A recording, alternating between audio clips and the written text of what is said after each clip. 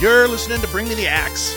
I'm Brian White, and one half of this morbid equation, and I'm joined by my co-host and actual brother, Dave White. Hey, Dave, how you doing? Thank you for asking. I'm pretty good. I went out last night for all-you-can-eat Korean barbecue. Oh, is that the thing where they had the plate in the middle of the table? Yeah, it was. It's the first time I've ever done that. And I'll tell you, the idea of all-you-can-eat Korean barbecue, it's a bit of a double-edged sword. Does this look like a man who has had all he can eat? Yeah, it's like you're either living life right or you're living life wrong, but you're not going to know which it is for about 12 hours. It was an experience. It was a real experience. Yeah, I'd heard of it, and then, because they don't do that shit around here. This is not a sophisticated place to live. But when we went to Hollywood, we went to a spot that was off the boulevard that did it. And at first, I was like, this is some fucking bullshit. This meat is garbage. And then a friend of mine who'd lived there and had done this before, was an expert, was like, no, you're doing it all wrong. You got to mix it up. Here's the sauces and shit. And then after that, it was amazing. But yes, a little bit more greenery would be nice instead of a gigantic pile of meat that they just keep adding to. That's some crazy shit. Yeah. So yeah, it's been a great week. We announced a new show a few days ago. We did. And we did do that. And let me tell you, man, the response we got from that announcement was really something. If you have not heard yet, we're going to be going weekly starting on January 1st. And this show will continue to be bi-weekly, but on Bring Me the Axe's off weeks, we'll be doing a new show with a very similar format called 99-Cent Rental, which is dedicated to all the weird, trashy movies that otherwise don't fit in this particular format. So like car chases and action movies and breakdancing and martial arts. It's going to be a lot of fun. I'm really... Yeah, one of them is Delivery Boys, and that movie is the craziest thing. You know what? I'm definitely looking forward to doing that one, but I think I saw a different movie than you did, because when it was done, I was like... It was like a breakdancing movie, but with a lot of hustlers. Everybody's like, what if Breakin' 2, but everyone's a male prostitute?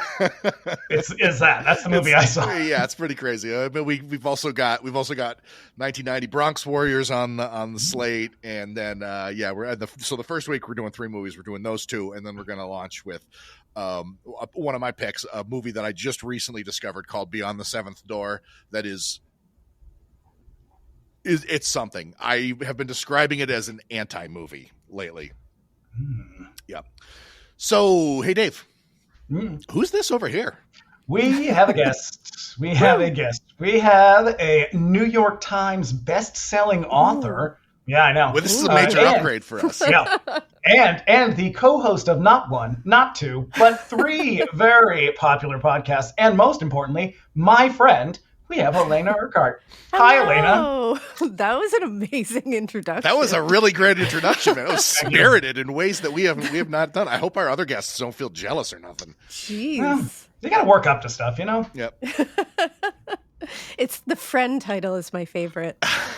Well, I'll tell you what. I invited you here because, for some context for everybody, Alaina and I tend to agree on pretty much absolutely everything. Yep. In all, up to and including adolescent celebrity crushes. Shout out to Gary from Are You Afraid of the Dark? Hell yeah. It's the glasses. And but you know what? You know where we don't agree is Hellraiser. This is where we diverge. Well, here's the thing: is this is where we agree. Because I don't know what else we agree on, but I think that we can agree that on Hellraiser being a hell of a movie. Dave, we'll get into it, but yeah. I don't understand how I'm on an island. Yeah, it's weird. This better not be like Halloween 2018 all over again. God, fuck that movie. That was terrible. It'll be like a reverse of our Rob Zombie Halloween episode. After it was over, I was like, oh my God, I hope Heather didn't feel attacked throughout the entire thing. Oh no, I'm ready. Yeah. I'm ready for this. I know what I'm getting into. I know my feelings are very niche, so I'm coming. I feel like I'm the odd one out on this one because everybody fucking loves this movie, and I don't see it. I don't get it. Yeah. I don't understand where you're coming from. Yeah, you're definitely the odd. You're the odd one out here. That's okay. So we practically grew up in neighborhood video stores, and the steady diet of utter garbage that those shops provided us with continues unabated to this day. And there's no one else I enjoy chopping it up with more about trashy movies than Dave. Just before we get into it, here's a little housekeeping. If you want to keep up with us between episodes, you can also find us on Instagram at Bring the Axe Pod. And Dave's over there at That Queer Wolf.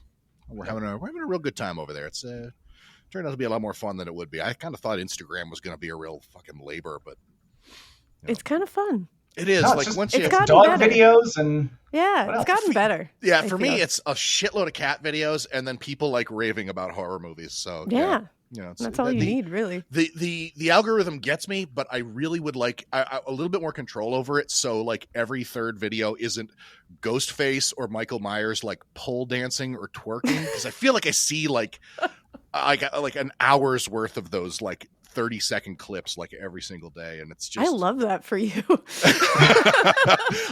then again, the algorithm really does know me, so like what the fuck is that saying about me? I used to, a long time ago, pre-Trump's election, I used Facebook, and I remember I used to get a lot of like weird like Christian ads, and it's like the algorithm definitely did not get me because I am not your girl. Backwards. Yeah. Or maybe it did, and it was like, we need to save his soul. Yeah, I was trying to believe. Maybe they know something I don't know. You can also contact us. Let me jump back there. We also got a sweet website at bringmetheaxe.com. Listen to all our past shows there and read the transcripts. You can also contact us directly at bringmetheaxepod@gmail.com with any questions, comments, or suggestions. Do let us know if there's a movie that you love and would like to hear us give it the business. And lastly, if you like what you hear, you can subscribe to us wherever you get your podcasts. And you'd be doing us a big favor by leaving us a 5-star review on Apple Podcasts. So get to it. God damn it. Like, what do we got to do? And tell your friends. Tell all your friends. Every single one of them. Even if they don't like horror movies, just be like, listen, these guys are fucking funny. So hire a skywriter. Oh my God! See, that's the best way, the most efficient way to get messages out. See, now I get it. Now I understand how you guys are so big, because like you're thinking. I'm not thinking skywriters. That was it. Right in the sky and gossamer teardrops. So yeah, I just want to get all that out of the way right at the top of the show. So as we said, it's Hellraiser. So let's give you a little taste of what we're doing. I have seen the future of horror.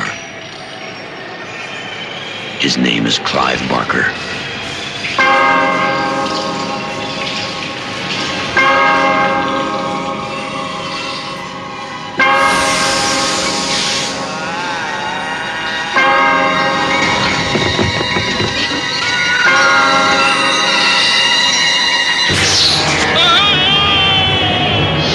Hellraiser. Beyond any terror you have imagined.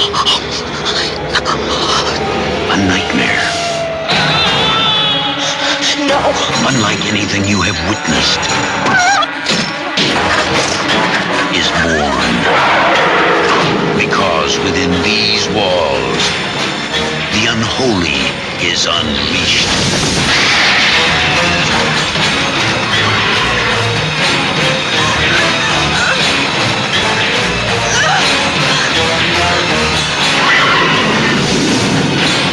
Hellraiser, a film by Clive Barker.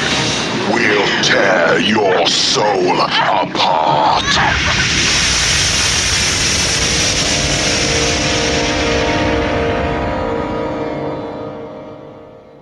Ooh, that is the shit right there. Yeah, that's a real visual one, isn't it? Yeah, my guy. That is. It's a lot of shrill noise in that. Yep. There's a lot of and shrill that fucking noise. Stephen King quote from the beginning. My God, he uses that for everything. Yeah, here's the thing: is it. way back in the day, like when this movie came out, and like I was buying Fangoria magazine and shit.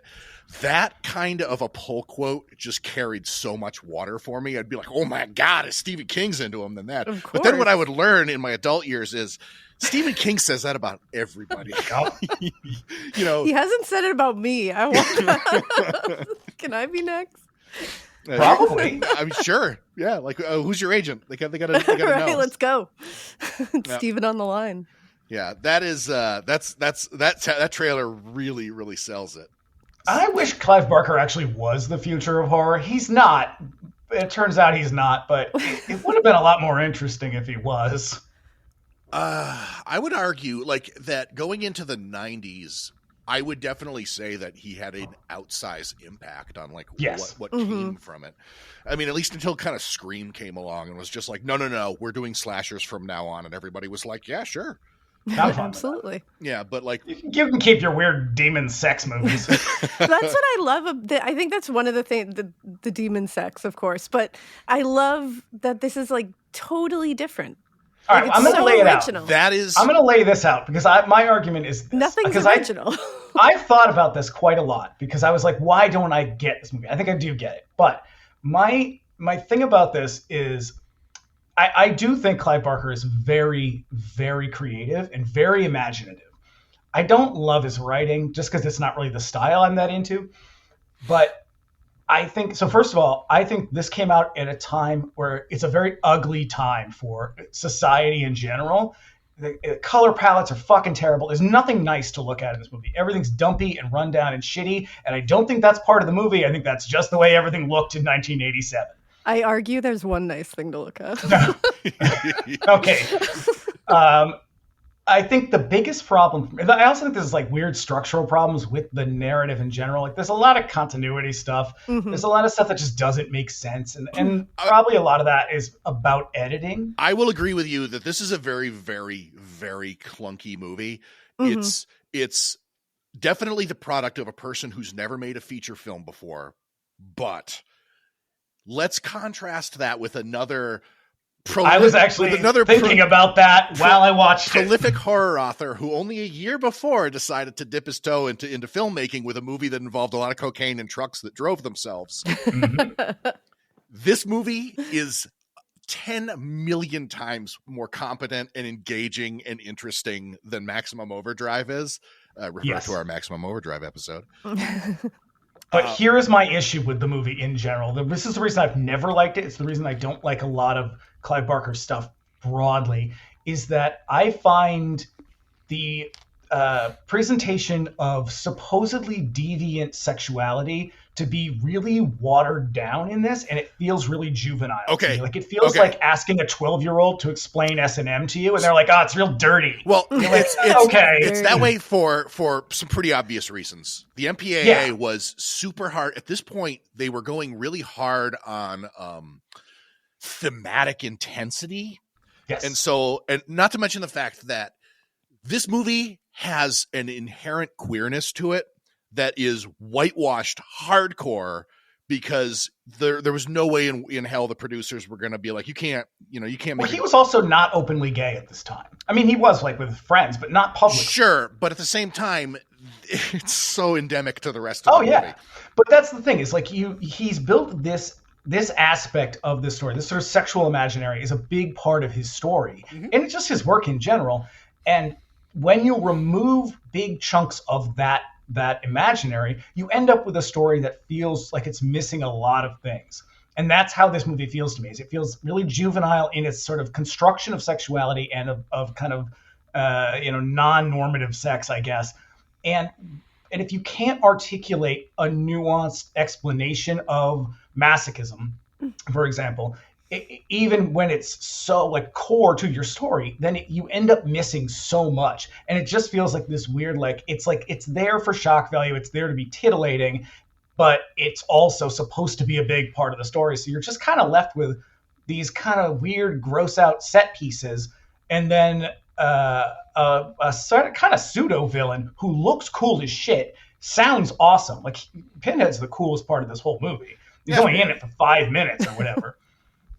So that's where I get it. I know why this movie is important. I can see why Clive Barker is a really creative person. I just don't think they pull it off in this. I think it is new. I think that's probably why it dominated the way that it did, is there really wasn't anything like that. This drops in 1987. So we'll do the like the other movies that came out that year, but the movie that we just did came out in 87, and it was and it's just, that one also kind of bucks the trends, but only because it's like a retro movie at a time when sort of expectations of slasher movies were much different.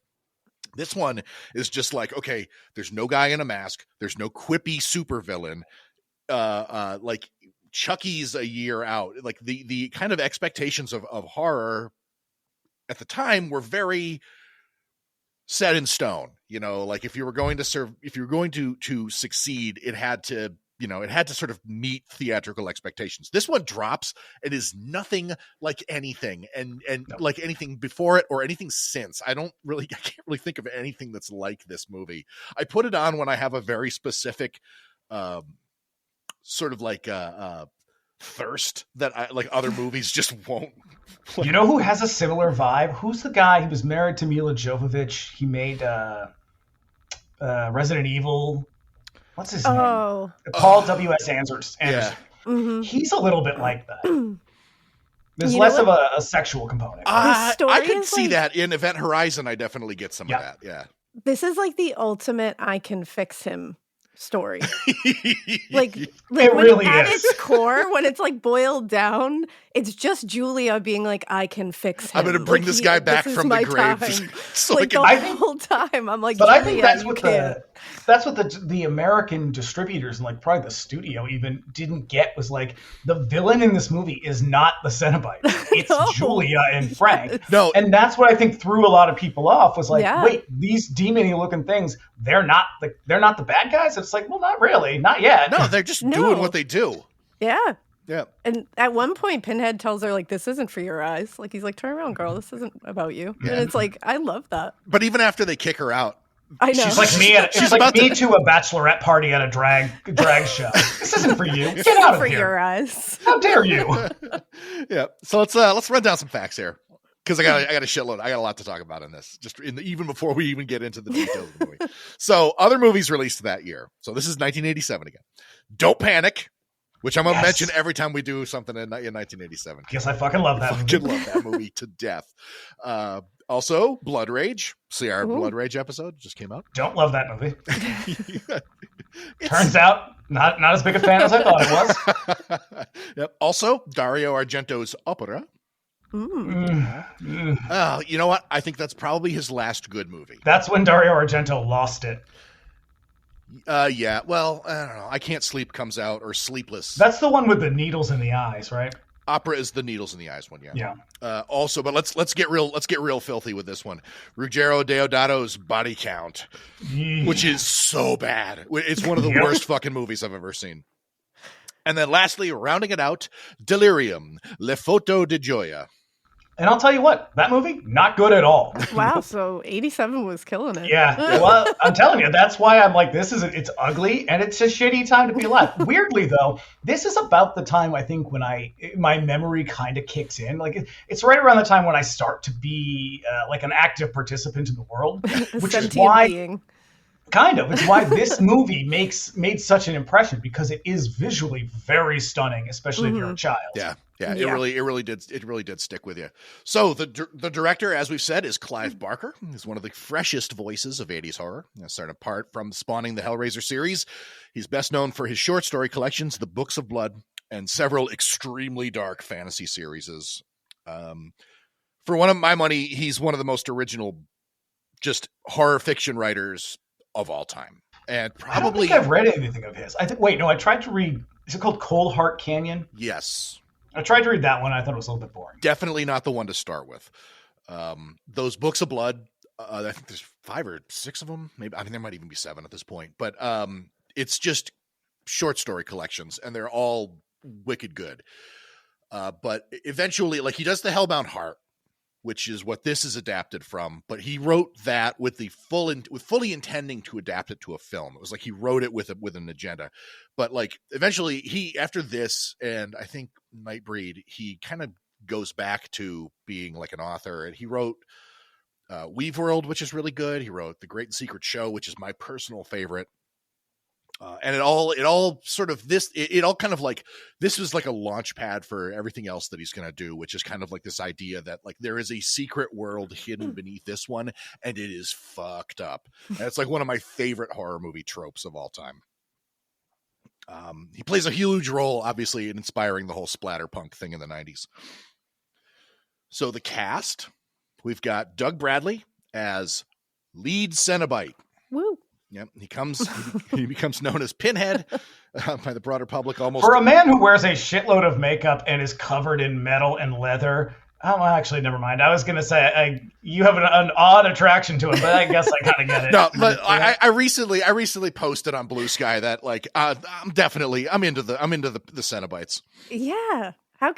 Pinhead, he looks great. Okay. It's such an awesome look. He really does. And the one thing that always bothered me, and I'm sure we'll get into like what they look like more, but it always bothered me that his teeth were gross in this one.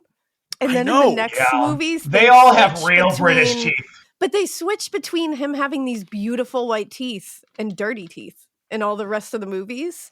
And I like it better with the clean teeth because for some reason that's scarier. Because dirty's so easy to be scared of, I feel like. Yeah. You know, it's like an easy one. I'm like, but there is something perfect very white teeth about are like him. That's the thing. I feel like he wouldn't have dirty teeth. He's very like his kind of robes and dress thing that he's even wearing. His nails. Very like everything is very pristine about him. Yeah, so it just didn't make sense to me. Yeah. But. So he's done a lot of other movies, and he even started out of acting in Barker's silent films and his stage plays. He's been around, but like we said, left a major scar on horror history with Pinhead. He's just, immediately recognizable. And he's very humble, which is also nice because they're not always humble.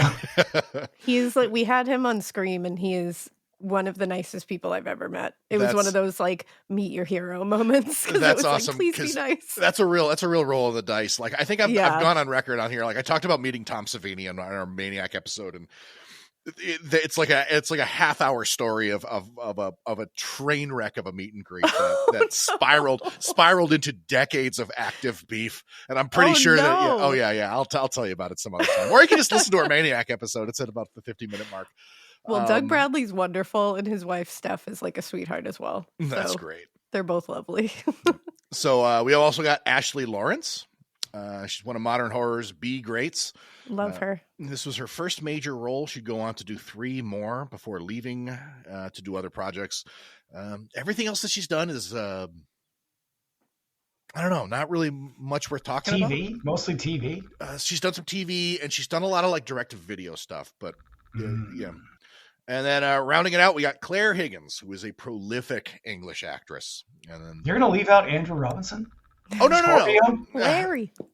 Yeah, no. I mean, because I only do 3, and I might as well talk about the majors. But yeah, Andrew Robinson is in the Scorpio from Dirty Harry. I only know him as Scorpio. That's the only other thing I've ever seen him in. He's also the haircut obsessed military guy in Child's Play 3. Oh wow. Mm-hmm. Yeah. This is a deep cut. No, I know. I just watched it recently, and I was like, oh shit, yeah. Like, wait a it's Andrew second. Robinson. But yeah, prolific English actress, that Claire Higgins. This and the sequel are among a short list of horror movies that she's done. Apparently, she's never seen either of them because she does not care for horror movies. But yeah, her filmography is stuff that I'm sure is very relevant to people in England. But yeah, she's the only one that really had like a big career outside of these. Yeah. It's a pretty small cast, so yeah. Yeah, it really is. Yeah. So, some taglines for the movie. Oh, man. Yeah. Demon to some, angel to others. I love that one. That's the real one. Yep, Mm-hmm. yep. It will tear your soul apart. Also the real one. Yep. And there's the one that's, there are no limits. Mm-hmm. The limit And then here's another one. We have such sights to show you. This is all dialogue from the movie. But here's the sights to show you one is from the reissue. It's from the Arrow reissue. Oh, gotcha. The sights to show you line is the one that I was like, I bet you do. yeah. But here's the one. Here's my personal favorite. Let's go. Get it. Satan's done waiting. Hell yeah. That cannot be real. That one cannot be real. It's as far as the IMDb is concerned, that is a real one. I've never seen that anywhere. It's also goofy as shit. There's no way they put that on this movie. That's magnificent. Pure 1987. I love it. Satan's done waiting. I'm gonna get a t-shirt that says that. Right? Yeah, that's going straight on our merch. I love that. Yeah. So this movie was made on $1 million, which was pretty small even by 1987 standards, and man, does it look like it at times. Well, it's also distributed by New World, isn't it? Yeah. So that's not surprising at all. Yep. They started out with a budget of less than $1 million, about $900,000, and then when they ran out of money, They supplied another 100,000 to finish. But it pretty much made that back in the first week. Yeah. Oh yeah. This movie made like in its initial theatrical run, it made like $20 million. I was going to say that's what I thought. That's before like it hit video and before like there was merchandising and shit. So like, and that's $1987. Worth it. I mean, today that's like I don't even know how much. That's billions. Yeah. So yeah. Adapted. Don't you want to hear some good reviews for this one? Some contemporary reviews. Oh, I've got one. So let's save it for that one because I've got Ebert's. I got a quote from Ebert's review Ebert's review that I take particular umbrage with. The half-star review. Yeah, I actually agree with a lot of the reviews. So this is adapted from The Hellbound Heart. I recommend it. It's a fucking great book. It's better than the movie, but as most novels are. It spends way more time on the Cenobites, and it describes them in much greater detail. And the way they're described are not like in the movie. But there's a few differences. Larry was originally a character named Rory, and Kirsty isn't his daughter in the book. She's just a friend who's like secretly in love with him. Mm-hmm. Yeah. Interesting. Yep. So Barker took on the project shortly after the Hellbound Hearts publication because of his experience with his prior adaptations of his work that ended up less than stellar. That's Rawhead Rex and a movie called Transmutations, which I've been meaning to watch, but I've just never seen it. That sounds like a full moon movie. It does. Yeah, it has a poster like a full moon movie. Mm-hmm. He decided Rawhead Rex is terrible. It's really fucking bad. The name of that is rough. It's so bad. It's so bad. Yeah, but the plan was to adapt the Hellbound Heart to screen from the start. This is primary motivation for writing it. And he really figures out the directing thing with Nightbreed, but you can see what's taking shape with this one. And so Barker apparently enjoyed his time in the director's chair, says that everybody was pretty cool with how completely inept he was at making a movie. Though, I gotta say, the movie has its shortcomings, but for a first-time feature, it's you could do a lot worse. There are moments, though, where his inexperience really shows. There's a part of the thing that really bothers me about the movie is how obviously the house is really, really small. In spite of the fact that everybody's like, "Oh my God, this house is so big," like they reuse like shots over and over and like camera positions because it's pretty clear that like it was the only place in any given room to put the camera. Right. But yeah. So yeah, he originally intended for the score to be composed by the industrial musical duo Coil. They did do it. They did. It does exist. It does. And I'm going to link to it in the show notes. It's fucking great. I love Coil. I've been a big fan of them since like the late 90s when I kind of discovered them in school. I am not. I would not imagine that you'd be terribly interested in them. But like you said, they produce some demos. They're incredible. It's just utterly terrifying pieces of music. I think Christopher Young's score is pretty good. I think it's okay. I do. I love this score. So, I think Christopher Young gets a lot better as he got older and got more experience. That's, I think, is an early one for him. But his newer stuff that he's done is actually pretty good. Yeah. So when Barker ran out of money, he went back to the studio, who provided him with the cash to finish the special effects. But it came with some stipulations. One of them was that they got to hire Christopher Young to score the movie. So we get a perfectly functional but comparatively boring score. It uses some of Coil's motifs, though. They do eventually release their work as an EP titled "Unreleased Themes for Hellraiser." It's long out of print. I want to hear this now. I haven't heard it. It's great. It's on YouTube. I'll link to it. It probably costs a fucking fortune to own those records if you can find them.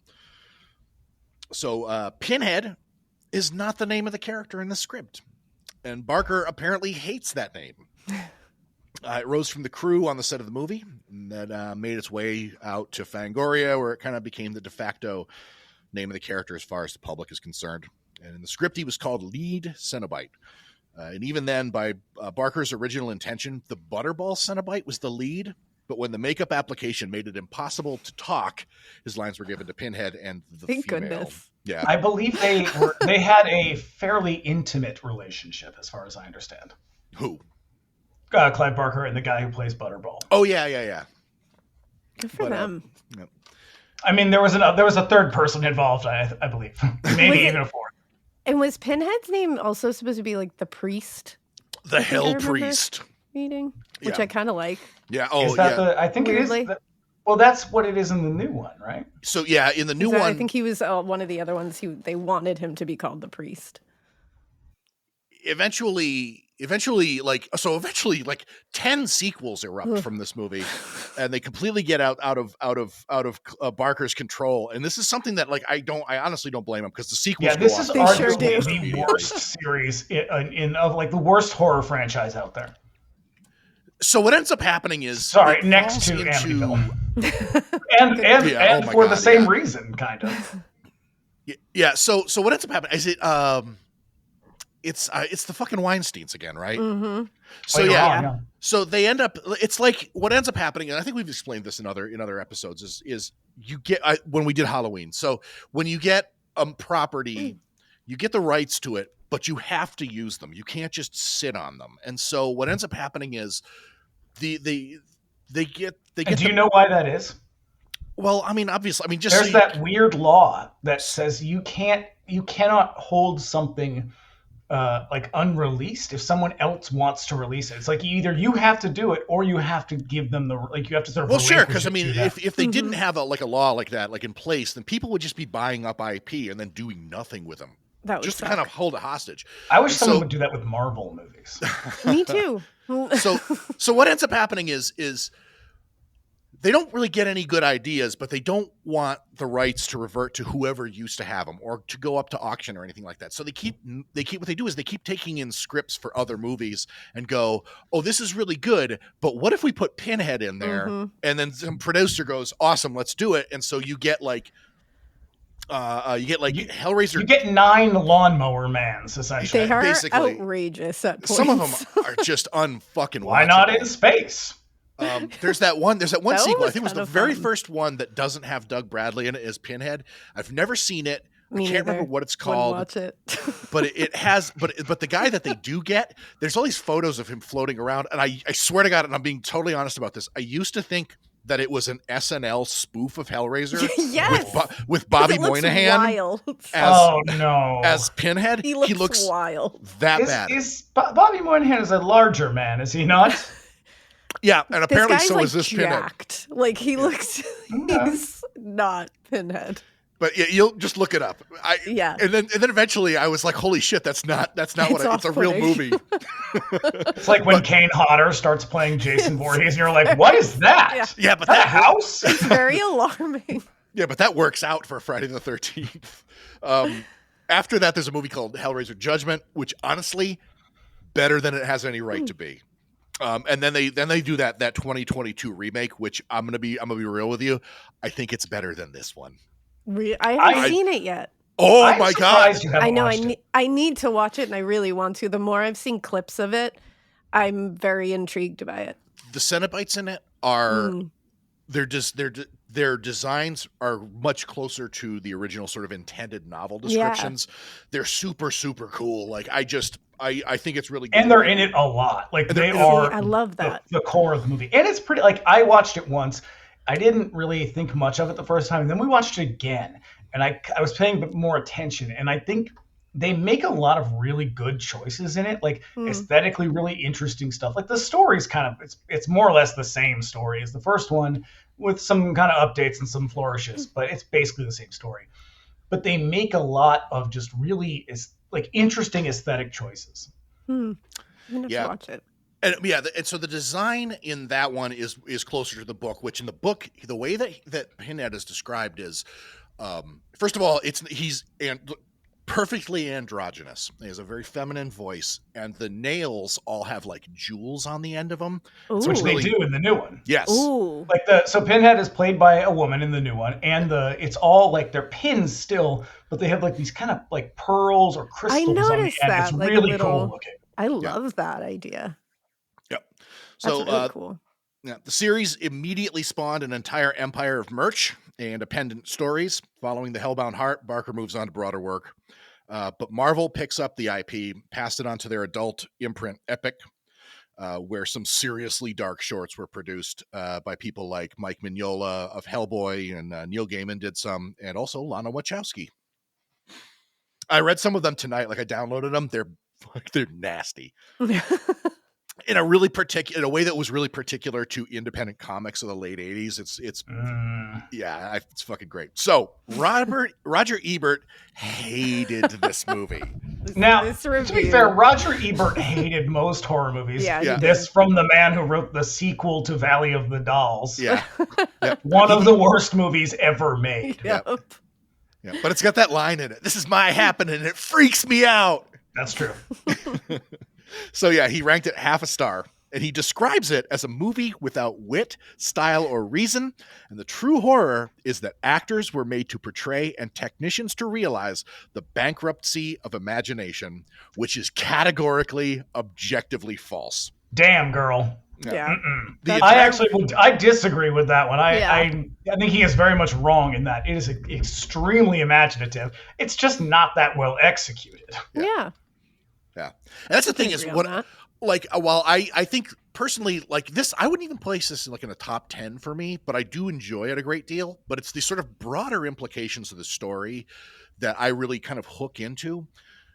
Like there's an entire world happening behind the scenes in this movie that and I'm not alone on this. Other people just ran wild with this story, and most of it for bad, but there's some really good stuff. And then there's some really unofficial shit that kind of came out of it. Like there's a Swedish role-playing game called Cult that I'm a tremendous fan of that mines very deeply of this material and turns out one of the greatest horror role-playing game scenarios I've ever seen. It's unbelievably dark and extremely nasty. And if we ever do a Patreon, I'll fucking run it for subscribers because it's the shit. But there's that's I think that's the part of this movie that I really like the most, is that there's so much fucking room for your own imagination to kind of run wild in if you sort of allow it to, because I can understand why a lot of people would be turned off to it, because it's a fucking nasty movie. But I think that's why critically it does much better in the UK than it does here, at least critically. And I think it's because American audiences were so attuned to Freddy and Jason and all this sort of not Leatherface so much, but the slasher stuff. And when you get this, it's who the villains are is a little bit ambiguous. Mm-hmm. The sort of sexual component of it is very different than it would be in the US. Oh yeah, it has the movie's sexuality is probably the thing that sort of interests people, but definitely revolts American viewers. As hard as it does, because it's pretty frank in that manner. But that's what I'm saying is I don't think it is. I think it's too watered down to the point, and that's because of censors and editing. But because I think the sex scenes in this were originally very explicit. They were. And they had to cut most of them, and they were you can do one or the other, and he's like, oh, fine, I'll do this one or whatever. But it doesn't. You don't see. I don't know. Maybe it just was the era. There was never going to be an opportunity to have that. More nuanced or more adult presentation of sort of non-normative sex or whatever. I think it was always going to be treated with this in the sort of Reagan and Bush era, it was always going to be this kind of conservative sort of titillating, it's so naughty, but and that way of presenting sex it's so fucking boring. That I think that's what really throws me is you have an interesting story here. You're just not really able to tell. You have to take it there. Well, it would definitely take a few more, a couple decades to get to a spot where expectations were a little bit more permissive. Take it where it needs to go. But what Bryan was saying about how you love how there's a whole world beyond this that you can taste a little bit in this movie. Yeah. And that's what I loved about this is the whole Cenobite world and the whole idea of that whole thing. I wanted, as soon as I saw this movie, I was I want to know everything about that world. I want to know, bring me into that world. I need to see it from beginning to end. Show me every corner. Because otherwise it's a weird relationship drama that ends badly. Yeah, and they definitely, they give you that. Would do that. And they give you that in part 2. Gave you a little bit more, but yeah. They need to give me more, though. I was I need more. Yeah. Maybe that's what I want. Maybe I just want more Cenobites, and I don't get it. And they are the most. I don't give a shit about these other people. Mm-hmm. They're all kind of awful. It's true. Yeah. No, but also this movie kind of lands in a weird part of British culture that is very unique to England that America never ever had anything even really close to. So, well, because it has a very kind of like a Derek Jarman, very like sex forward aesthetic, and he does try to do that in this, and it goes badly every time. But I mean, even beyond that, so like obviously, like he was spending a lot of time in like industrial music clubs and like BDSM clubs, and so there's this really fascinating like sort of convergence of cultures that's happening in England at the time that produced like throbbing gristle and psychic television and coil. You know, like there's a very obvious reason why he was familiar with coil in the first place, but also fetish culture is also really a big part of that as well. But also, I think you do get that in the US, not till the 90s. And I think it's once the sort of new queer cinema kicks off, then you start to see like the new queer cinema and like the indie film scene, when those kind of converge, you start to see that more kind of deviant, for lack of a better term, sexuality being included, but it doesn't ever make it to the mainstream like this. Yeah, but like, I mean, really, but the part that I find most interesting is also there is a really, really heavy occult influence on it. And it's the same sort of convergence that gave us like Grant Morrison and Alan Moore and like all of these guys, including those musicians and these filmmakers, are all sort of like feasting off of like the writing of Austin Spare and Aleister Crowley. Well, especially Grant Morrison now. Like if you look at who Grant Morrison is now, like, you know, in terms of gender and sexuality, like it's very, very forward thinking. And I think maybe Germany too, you'd see a little bit of that. Like there's a lot, I keep thinking of like that movie Killer Condom, which despite its really stupid name and its really stupid premise, it's actually a really fascinating movie that I'm very surprised got made when it did. Yeah. It just, this shit just doesn't happen in the US. And this movie, despite being very British, they go out of their way to make it feel not British at all. They actually, that is a very deliberate stylistic choice that the producers, and it is a bad choice. Because there is not 1 second of this movie. That actually, when I read that just recently when I was doing research for this, I was like, fucking seriously? Because there is no frame of this movie that does not look... It is the most British looking thing I've ever seen. Yeah, does everything... From the teeth to the buildings to the accents. But they dub over most people, don't they? Yeah, with American accent. Like Frank's accent, well, that makes sense because he's played by someone different when he's, a gross puddle when he's goo. like the skeleton. But so that is obvious. His voice is obviously an overdub. But like, I think Kirsty's boyfriend is fully overdubbed, and there's a lot of like ADR shit that's like, you just can't. You can tell that they're, So let's get into it. So we open on a busy marketplace in some Asian country. We close up on filthy hands, dropping sugar cubes. Yeah, we open on shameless racism. Oh my God.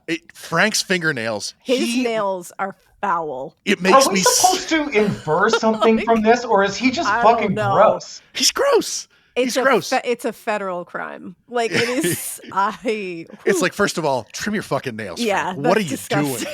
doing? Why do you have 2 inches of fucking grime under your nail? How does that even happen? And he's supposed to be this like sex pot, like he's supposed to be like fucking everybody. And we are gonna get into that. Like, who's touching you with those?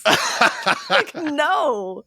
Yeah. So he's hands over stacks of cash, and then a voice like the cursed Frogurt guy in the Talking Krusty episode of The Simpsons. They have an exchange over an ornate box. So let's give you a little taste. Give you a little taste of that sound. Take this object. But beware, it carries a terrible curse. Ooh, that's bad. But it comes with a free Frogurt. That's good. The Frogurt is also cursed. That's bad. But you get your choice of toppings. The topping is also cursed. Now, why? So this is James Hong, who I don't know why he's not in the credits. It's fucking Lo Pan. Why is he not in the actual credits? Wait, is it? Credited. Yes. I did not know that. That is Lo Pan. It's James Hong, and I don't know why. He's just like super famous actor. No shit. That's wild. Again, I did not know that. Well, that's probably it. We open on Orientalism. Yep. It's just, and it's not even like Kathmandu 1987. It's just some Asian country. Aren't they supposed to be in like Morocco, which, spoiler everybody, not an Asian country? Honestly, I don't even know. I have no idea. So now we cut to a candlelit attic as a shirtless gentleman manipulates the box. I'm going to tell you right now, Clive Barker is really telling on himself quite a lot in this. It's like, what's Clive Barker into? Wet, shirtless dudes, I think. Oh, he's Hang so on, wait. greasy. When we get to the point where Julia opens the door and he's standing in the rain, rough trade. Yeah. He looks like a dude on the cover of Honcho magazine. We need to address this because everything I listen to where people talk about this, they're like, oh, he's so hot. He's so hot. I'm like, what are you talking about? He's hot. No. Like, maybe in like an early 90s gay porn way, but like not even that. Like, is hot in the room with us right now? Like, what? No. Fucking disgusting. Absolutely not. But everything I listen to, people are just like, oh man, he's the hottest thing. And I'm like, I don't know. He's kind of borderline mullet. You know, he's got on like real tight stonewashed jeans. Oh, yeah. No shirt because he's just wet all the time.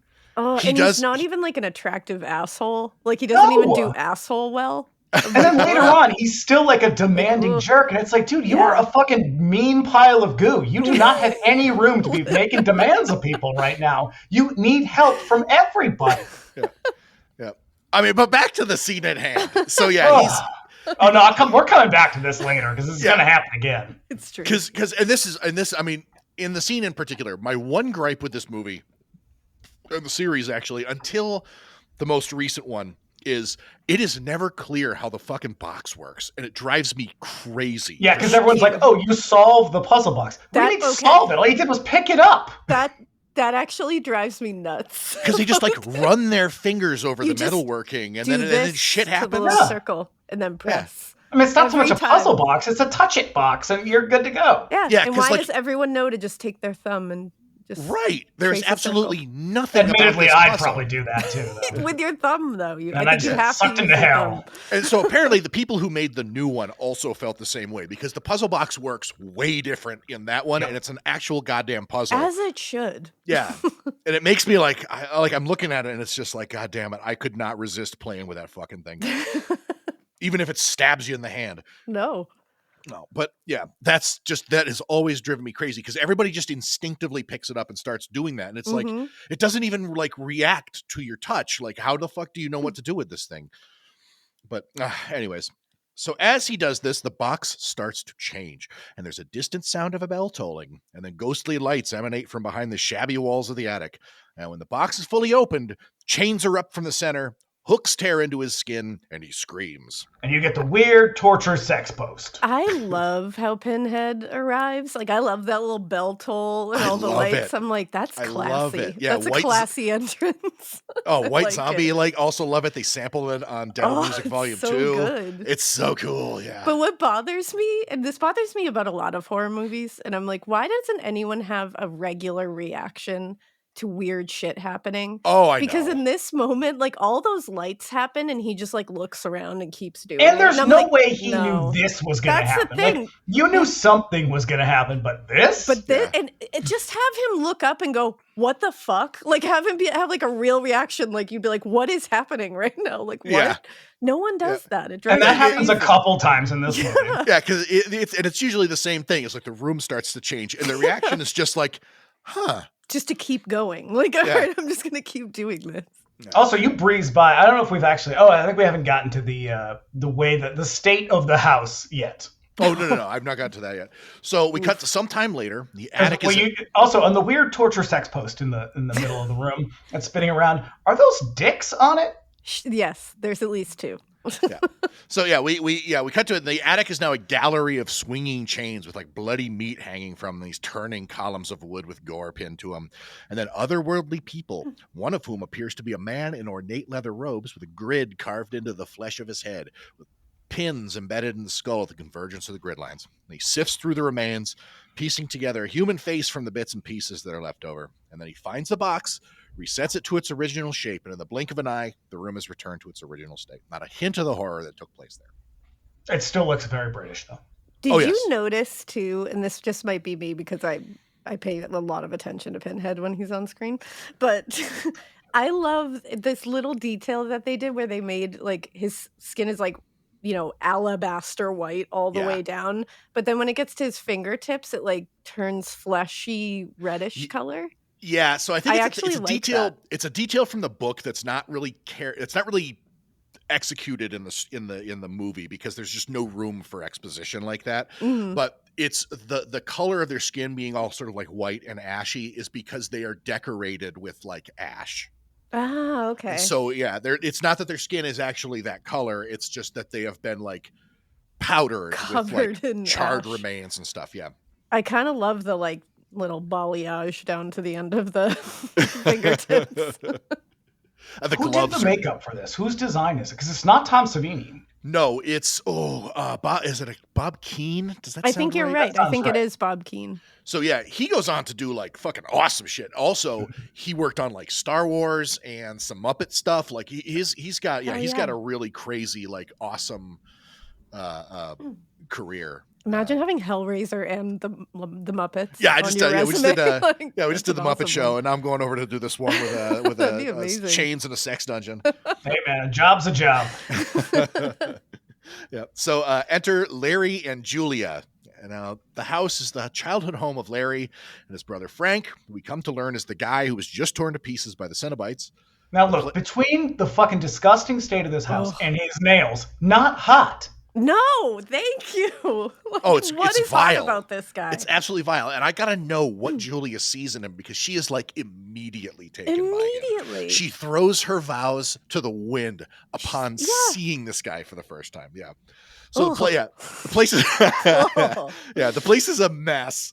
It was supposed to be empty, but Frank was clearly been living there. And we also learned that Frank is a man with a checkered past. So this is one of the reasons why it feels so British in this set design specifically, is that it's a bizarre mix. I guess maybe not that bizarre. This mix of Christian iconography and I guess again Orientalism, for lack of a more specific term. Is like there's a lot of like kind of East Asian statues and all this, but there's tons of like Christ imagery. Yeah, so that's a Barker touch. So apparently, like a lot of his sort of inspiration for the Cenobites and just sort of like the mysticism of the movie in general is that kind of like Opus Dei, mortification of the flesh, like Roman Catholicism, sort of like suffering and pain means penitence kind of thing. And so this movie is stuffed with that shit. Even we even get a jump scare Jesus later on. Yep. But yeah, like that's you mean my new band, Jump Scare Jesus? Oh yeah, that is a great band name. Yeah. So as ridiculous as it may seem, the producers, the movie wanted to downplay the Englishness of it. So just about everyone, with the exception of Claire Higgins, for some fucking reason, Andrew Robinson and Ashley Lawrence are dubbed by American voice actors. It's because she's like a good supervillain with that accent. I feel that's gotta be it. Like yeah. they gave her the English. They were like, she's the bad lady, so we're gonna give her the villain voice. I think she also was kind of an established actor too.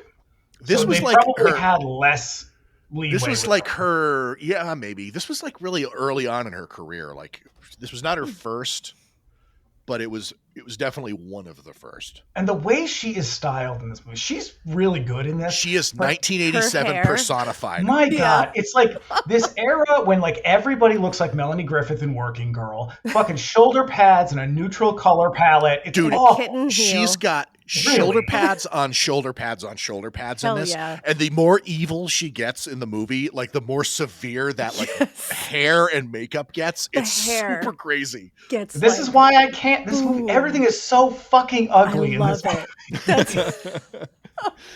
Well, it's kind of like how we do this. Whenever we do like a movie in the 80s, which is like all of our movies, we always point out that like the kind of like retro wave, everything is purple and green and like peach colored. Like that's not the 1980s. No. Like the 1980s was like wood paneling and real ugly brown carpets and shit. Like this is the 1980s. And every woman dressed like Julia. Yes.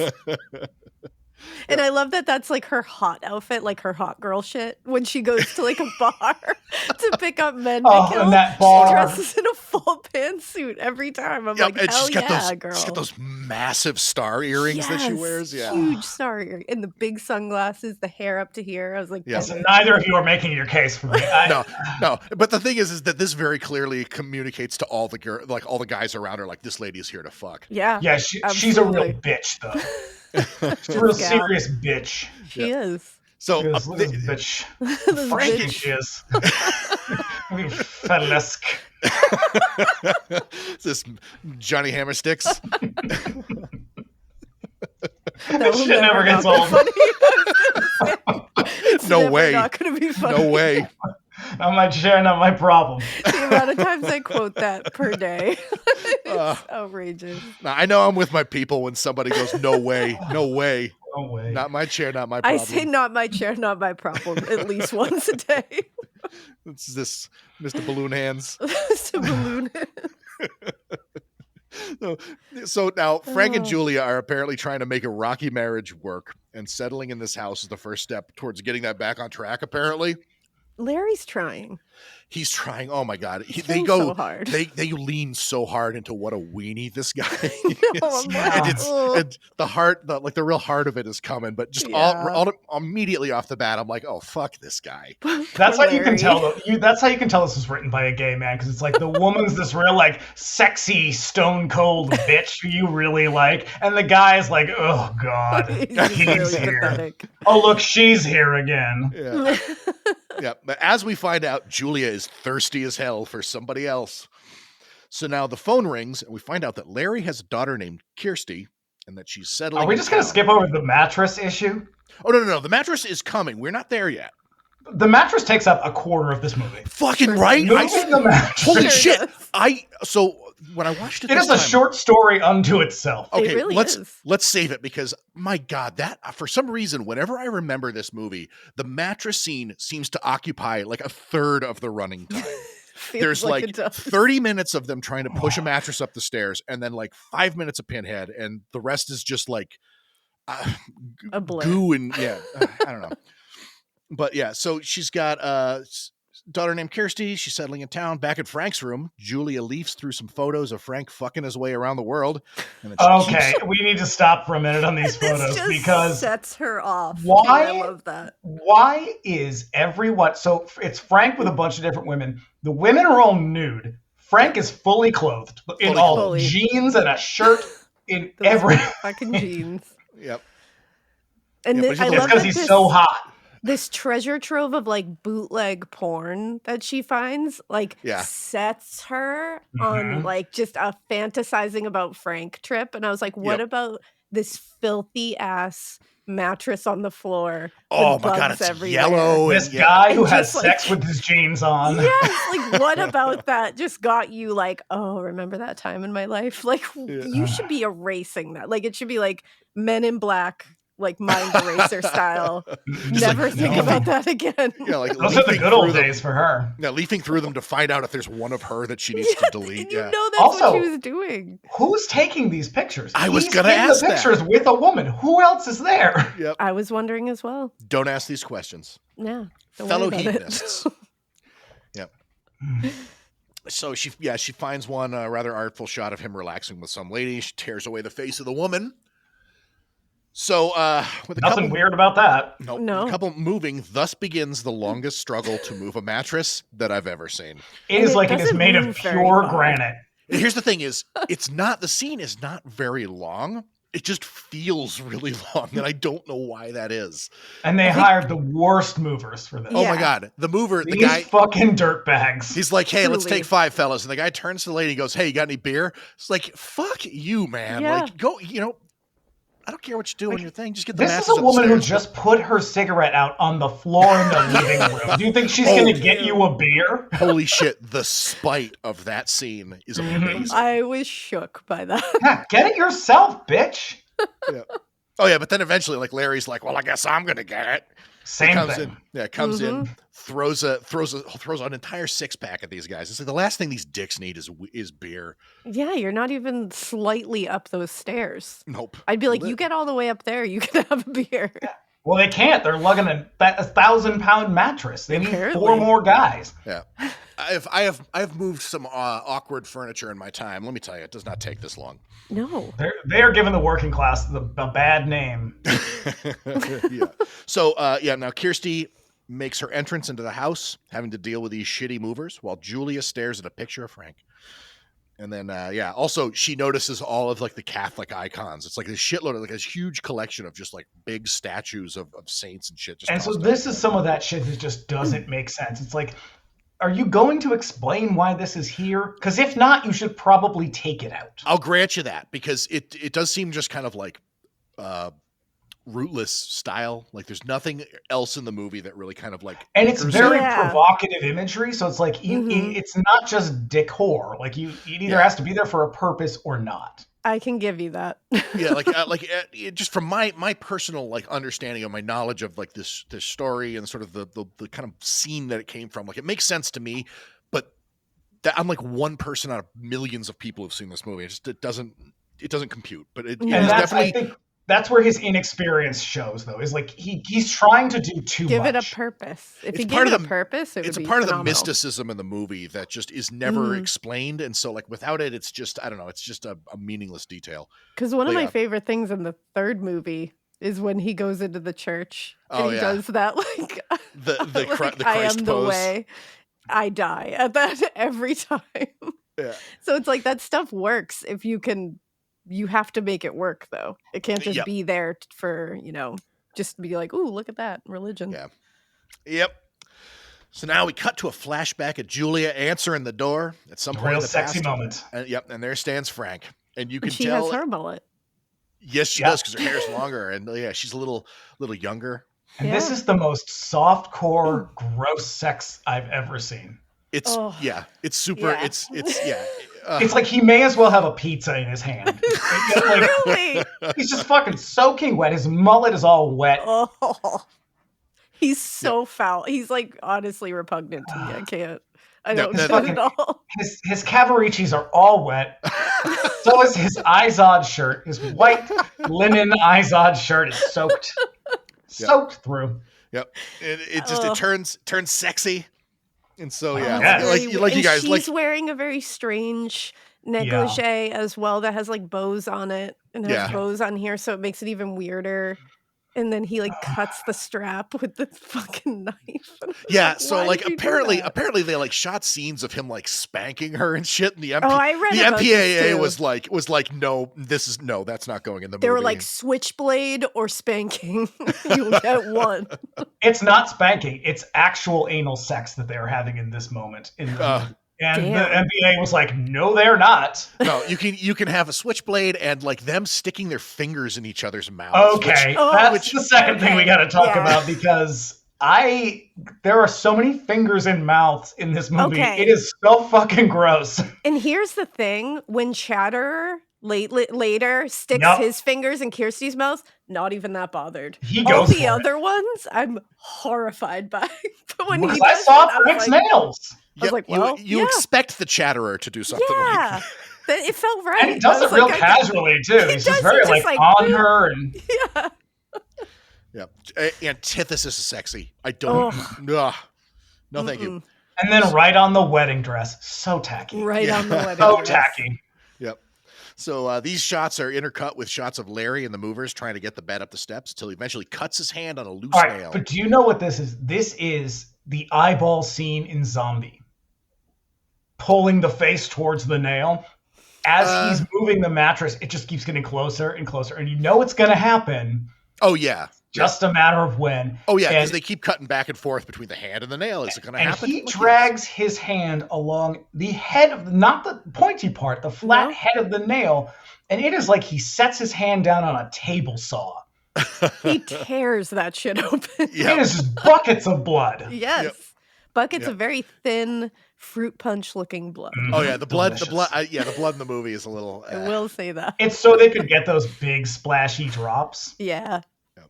So by contrast to Frank's super masculinity and his endless search for higher levels of pleasure, we get Larry injured and weenie as hell. So Frank but he's just pouring blood on it. She's like, "You're fine." Like, she is not fine. It's like he cut his hand off. He needs a transfusion at this point. Really, it is just pouring on. Yeah. So Frank is basically like, later, babe, after they're done, and then Larry stumbles into the attic where Julia's having all these memories and coming at her with a bloody hand like he wants his mother. Oh. Yeah, and her response to this is basically a full body eye roll.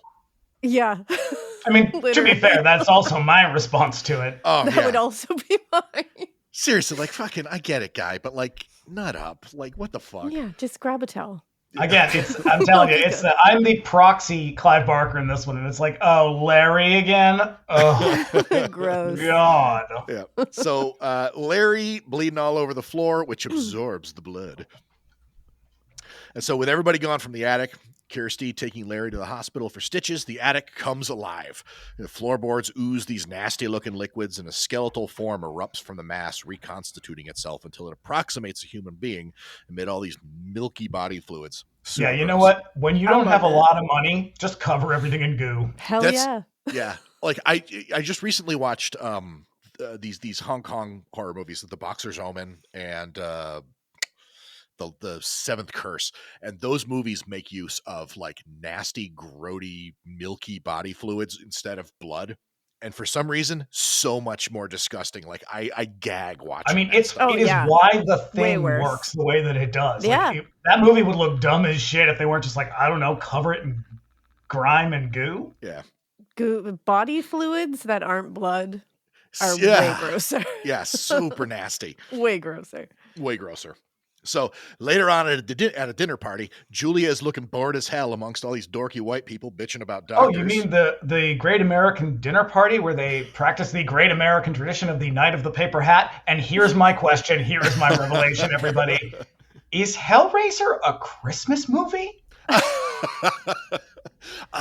You know what? Yes. Because the Night of the Paper Hat is a Christmas tradition, is it not? Mm-hmm. I have never heard of it prior to this movie. I think it is. It's when you put on the dumb paper hat and you open your Christmas cracker. It's like a holiday thing. Oh, Jesus. Yeah. So is this then a Christmas movie? Uh-oh. You know what? Looks like it is. I'm going to give it to you. Yeah. I just made a list of Christmas movies today, and there are not a lot of good ones. Add Hellraiser Or to it. Christmas horror. There's lots of good Christmas movies. They're all on the Hallmark Channel.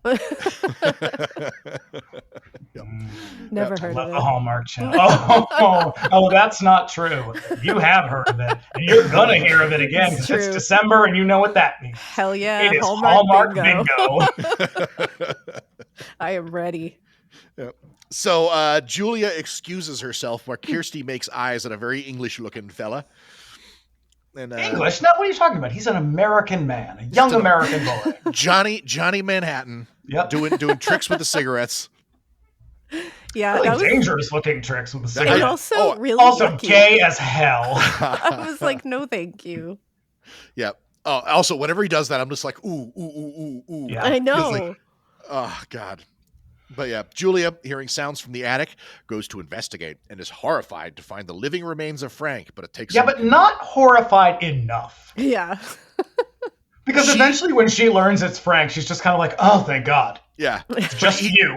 He Not doesn't just even... a random skeleton. You're a puddle of goo. Thank God. Different. So this is a different actor. It's a guy wearing a suit, but I think they use his voice. Yeah. Because I think it's this guy's voice because Frank in the first part that I think is overdubbed. It feels overdubbed because that voice does not come out of him. No. He's an English actor, but the voice of the guy wearing the suit does not sound anything like the actor in the previous scene. No. But yeah. So what he explains that Larry's blood brought him back to life and that he needs more to be made whole. And so, Kirsty... also he's still a jerk. He's still a gross jerk, and he's not hot. Everybody, Death did not improve matters. No, and usually, like having a skeleton element to it can make a guy hotter. Not here, not here. Doesn't work. So, Kirsty and the English lad leave Larry's, and they walk the streets where they spot a homeless dude.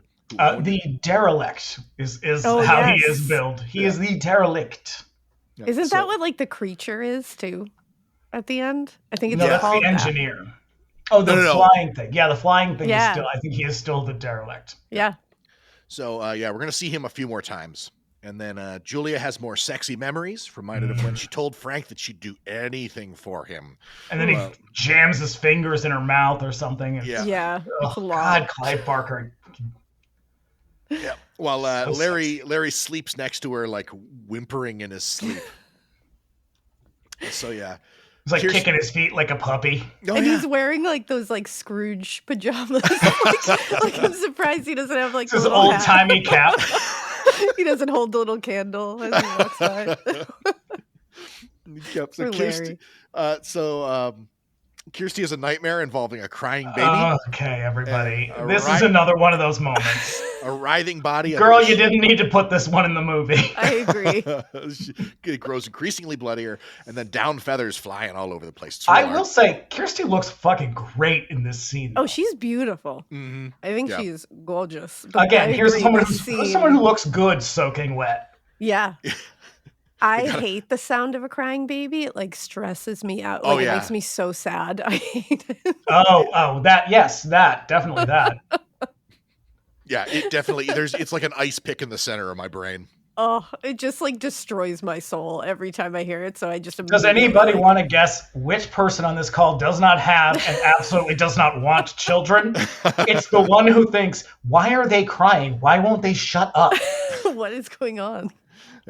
So her boyfriend shoots up very suddenly in bed, though it looks like he's not on bed. He's on the floor. I was going to say, because it looks like he's sleeping on the floor. Yeah. I think he's being gentlemanly. Oh, look at that. Because she rents a room. She's not like in an apartment. Like she's just got like an SRO kind of room that she's renting. So it's like a single bed, I guess. Yeah. Oh. I guess it would be kind of cramped in the a gentleman. Yep. So the next day, Julia sets out to pick up a dude at a bar. This bar, this real outfit, this whole thing. It looks like 80s as hell. It looks like a bar in an airport. Yes. Yep. That is a hotel bar. Yeah. Which is where you would find one of those guys, I feel like. So. Yep. And they really go out of their way to make us not care when she kills this man with a hammer. No, which is nice of them to do. Yeah. So when she takes the gentleman home, she eventually shows him up to the attic, which should have been a red flag for this guy. Yeah. Can we talk about his hair for a minute? Because we sure can. I know that men in the 80s, and even now, I guess, aren't that obsessed with their appearance, let's say. He has a little tuft of hair in the front. Yep. And then he's balding all the way to the back. And he just left the little tuft of hair in the front. Yeah. It looks sprayed on. What is that? Yeah, like for real, like as a person who has completely lost his fucking hair, there were definitely moments in my life where I was like, "Can I make this work?" No, I gotta hold on to what just let go. I just gotta like hold on to it, and then eventually I was like, you know what? I look like a fucking asshole. Yeah, listen, dudes out there, listen to me right now. If you're losing your hair, just let that shit go. It's true. It looks great. Do not succumb to fall to sunk cost. Just yeah, you got to know when to cut your losses. So, what I haven't done up to this point is describe this attic, which looks like an attic from a horror movie. Mm-hmm. It is dusty in England. In England, in an English horror movie. It is dusty and nasty. He just immediately sets to taking his clothes off. Wild. And they really go out of their way to make it like his underwear is just like it is like Fred Mertz getting naked. It is like he looks terrible and dumpy, and it's like you guys are really going in on this one. Wasn't he the one that said like you didn't change your fucking mind, did you? Like I was like pissy with her, so I was like, kill him, girl. Like, all right. I was like, let's go. I am surprised that they didn't lean all the way in and give him like sock suspenders. Ooh, yes. Yeah. I was waiting for those. It's real rough. And then his death, Jesus. Yeah, it's pretty rough. So so he excuses himself to go to the bathroom. She takes the opportunity to bludgeon him with a hammer from behind, leaving him to his fate on the floor. And so the original version of this scene was shot with the guy naked, which was apparently his idea. And the scene where he fell to the floor. And like Clive Barker must not have been very confident to be like, why? Yeah, just to be like, no. Because I think he was just like, okay, sure, I guess. Yeah, he probably was just like, oh yeah, that'll be even more shocking. I'm glad you brought this up. And again, the MPA was like, well, you can have half his mouth missing, or he can be nude. You can't have both. You pick. Yeah, because also... And they were like, well, I guess we're going to go with the half the mouth. Yeah, because the original kill scene is she hits him with the claw end of the hammer. Yeah. Oh, and so he hits the floor with the hammer sticking out of his head. And they were like, no. Did they restore any of that in that new transfer? No, That new Arrow no. release? According to Barker, like all of the stuff that was rejected was just treated like everybody in Hollywood treats this stuff. They just throw it out. They probably just melted it down and started over. That's so sad. Yeah. So, yep. This is it's reshot to what we have now. So, with the man dead, Julia sees herself out while Frank does whatever it is to the body that he needs to do. Makes gross noises. Yep. Yeah. And she returns. She finds the corpse all desiccated and fucked up. And Frank is standing by the window, looking better than before, but still quite messed up. But gotta give it to you, it's a hell of a suit. I love it. Yep. Yep. So like there are moments where the special effects definitely look pretty shabby. Like the part where the body is kind of coming back together, like, all right, whatever. And the engineer creature sucks. It's fucking garbage. It's laughable. The wheels. Yeah. Yeah. But this suit is pretty good, and it just gets better as the movie goes on. Did they shoot this whole thing? Is this like shot sequentially, like in order? Oh, I have no idea. Because they clearly run out of money towards the end, and I wonder if they're shooting it in a particular order. And because used it this shit looks good. Yeah, I think they might have. Mm-hmm. That makes sense. Yep. So, yep. Are you gonna skip the line? What's the line? The line of the movie, the one that it's not cranberry sauce of this movie. Come to daddy. Oh, shit. You're right. Yes. Because listen, Hellraiser is going to try to make fetch work, and it is not going to happen. But God damn it, they really go for it. Like no, I've got a note about it at the end. They have the wrong character saying it. Is the problem? Or do they? Because it's supposed to make you like go ick. Yeah. It's super gross. So gross. I would have preferred it if Julia said it. Honestly, I would have loved to hear Julia say it. And then she just puts a cigarette out on the fucking kitchen floor. Yeah. So Larry comes home before she's ready. So Julia stashes the dead body in an adjacent room and then gets rid of Larry by telling him that she's feeling unwell. Now look, this is when Julia looks her best. She rips her shirt off and she has like this almost like a bustier underneath. Yep, she's got the blood spatter on her too. Yeah, it's like she has this kind of like Susie and the Banshees, like late 80s, early 90s Susie and the Banshees look to her, and she looks cool as hell. It's like, why can't she look like that in this movie? Why does she have to look like B fucking Arthur for most of this film? They really do bring that back for Hellraiser. No offense to the B Arthur stands out there. We love a B Arthur moment, but. Yep. Yep. And she says, "I'm feeling sick. Please get me a brandy." Yeah, the solution to that apparently is booze. Yep. Yeah. And once again, Larry is like the sweetest. Like just at least like a caring husband. He's like, "Oh no, can I get you anything?" And I'm like, "You're the worst, Julia." Yeah. It's like, "Get me some alcohol. Damn, get me brandy." Like, But you know what this is? Because I brought this up when we were talking about female characters, and we were talking about Halloween and how. Particularly gay men are sometimes drawn to kind of bitchier female characters in movies. And I think this is a really good example of it. It's like, Julia's fucking terrible. And yet she's the most alluring character in this movie. Partially because she's a really good actor. Yeah.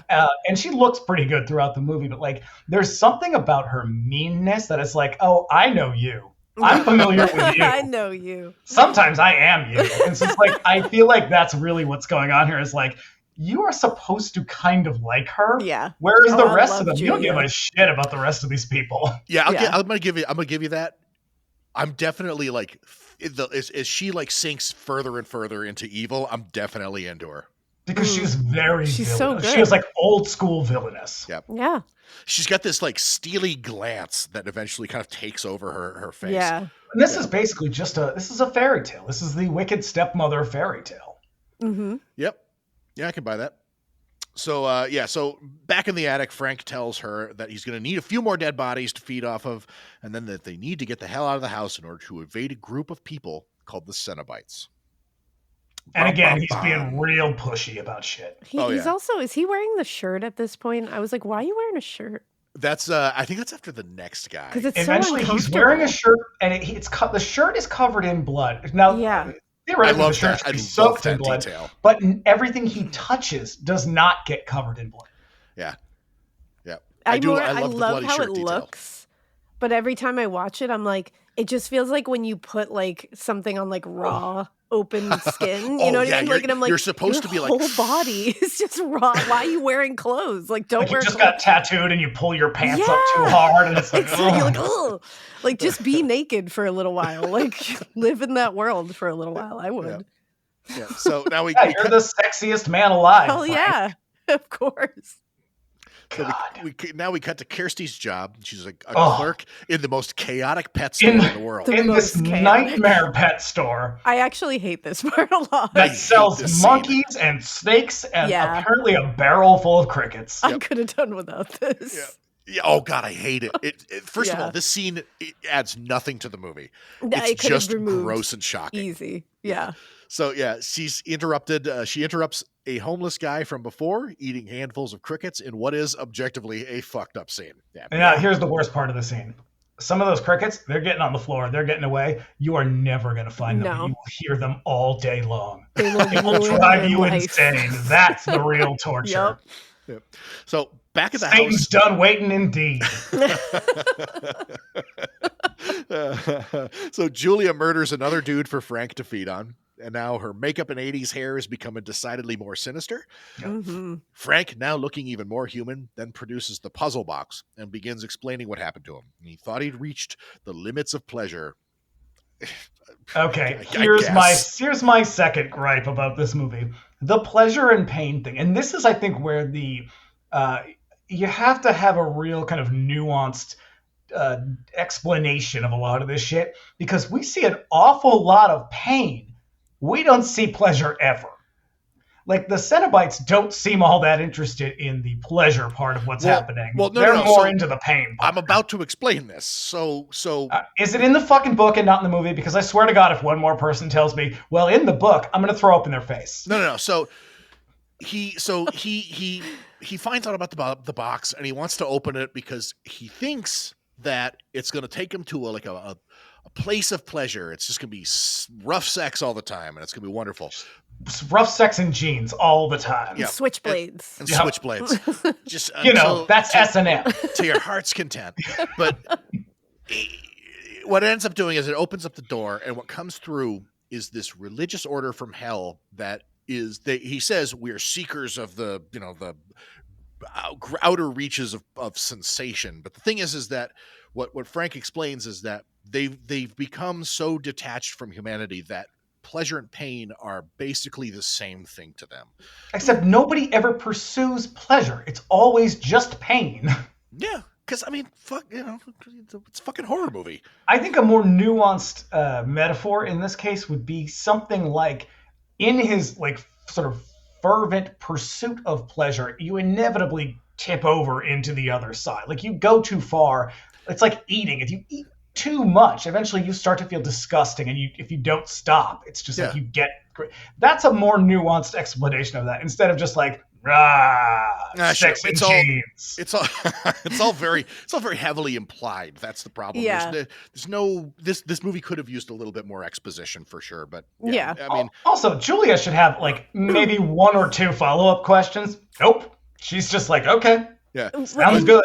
And this is the part where it's like the I can fix him thing, because he's like, I am so insatiable that I opened a puzzle box to open up a hell dimension so that they could like maybe satisfy me, and that didn't work. And I got spit out somehow. And she's like, I still think I could do it. And it's like, I don't know. Yeah, she's got real like, oh, but you don't know what he's like when we're alone kind of energy. Yes. You're like, I do. He is a pile of disgusting, mean goo. But we all learn, Julia. You are not learning. Yep. So what we learn is that there are 4 Cenobites. There's the Hell Priest, who we know as Pinhead, iconic as ever. Then we got the female woman. I love her. She's awesome. Who, if you've ever listened to the Random Horror episode about this, I believe Jeffrey Craner calls her Pam from HR. Which I think is so great, because she does have this kind of like, most of them are real fucking mangled looking, but she just kind of looks a little bit unimpressed. Yes. Yeah. And she's got some wires coming out of her face, but that's about it. Yeah, she's got that awesome, like her throat is cut open. Torn open. Yeah, I love that. And she touches it very suggestively a lot. Ooh, yes, she does. And she's like, I think it's pretty obvious what that is. It sure is. And we have the Chatterer, who we mentioned before. His head is a mass of scar tissue. His mouth is cut open, and his teeth are endlessly chattering. And then rounding it out is Butterball, a great big fat Cenobite in dark sunglasses. Chatterer stresses me out a little bit because you find out in the second one that he's a boy. That he's a boy. Yeah. Like he's like a child? He's like a 14-year-old or like a 13-year-old. The second one. Is that the one with boy. World War II? Yes. Yes. It's where you get the what is it? No, the third one is the World War II one. But that's right, yeah. The second one's the hospital. Yeah, and you get to and they kill all the Cenobites. Spoiler alert, because don't worry, they come back. But there's 8,000 more of these movies. He gets impaled onto the pillar, and when they get killed, they turn into their human form. And I was like, whoa. And they never explain it. They're just like, it's a child. And you're like, what the fuck? What they just drop that in your lap and let you deal with it. They never go back to it. It's always stressed me out. I'm like, what the fuck did that kid do to become Chatterer? Like, what? See, that's the ambiguity that I think works really well. That's my favorite shit about this is that there's so much there's little morsels and seeds that you can just fucking think about endlessly and just fucking create your own stories around it. It's I'm dying to know. Yeah, it's wild. But yeah, so his resurrection, Frank's that is, means that the Cenobites will come looking for him. So during a storm, which is weird because later they don't even know he's gone. Right. She's like, I have what? Frank. And he's like, that's impossible. They're like, Frank who? He's like, fuck that. I just checked on Frank. Yeah. So during a storm later that night, maybe, Frank is pacing around, making a lot of noise. Yeah, Frank, look, buddy, if you're going to be up in the attic, but then again, maybe it's just assumed that all British houses have a phantom in the attic. Because he is up there banging on the walls, stomping around. Yep. Larry decides that he has to go check it out, and then Julia tries to distract him with her feminine wiles. But he goes up anyways, and he finds the place empty. And we, however, see that Frank has nailed the rats in the attic to the wall for some reason. Why? Why is he doing that? That was really rude, because they show you little like bits and pieces of the rats all just snuggling together sometimes, and then they're just like, oh, by the way. Oh yeah, and then this feels more like that. Like what's really gross and shocking? Well, he could nail rats to the wall. Why? Who cares? Who gives a shit? Yep. So they retire to the bedroom for some mediocre sex, while Frank watches from the closet. Again, not subtle. He's not subtle. He is standing right behind them, sawing a rat in half. Not subtle. No. Yep. Pops a switchblade as if he's going to kill Larry, but instead he carves open one of the rats for some reason, while Julia begs him to stop. You know, as if you didn't already get the point that this guy is just evil. They're gonna really, but not even really evil. He just sucks. Yeah. He does suck. He's just he's like your friend's boyfriend, or you just you get it, they're happy together or whatever, but you really don't want him around. No, you don't have anything to say to him, and he's always doing weird shit, kind of being misogynistic. It's that. It's and that. You're always saying you can do better.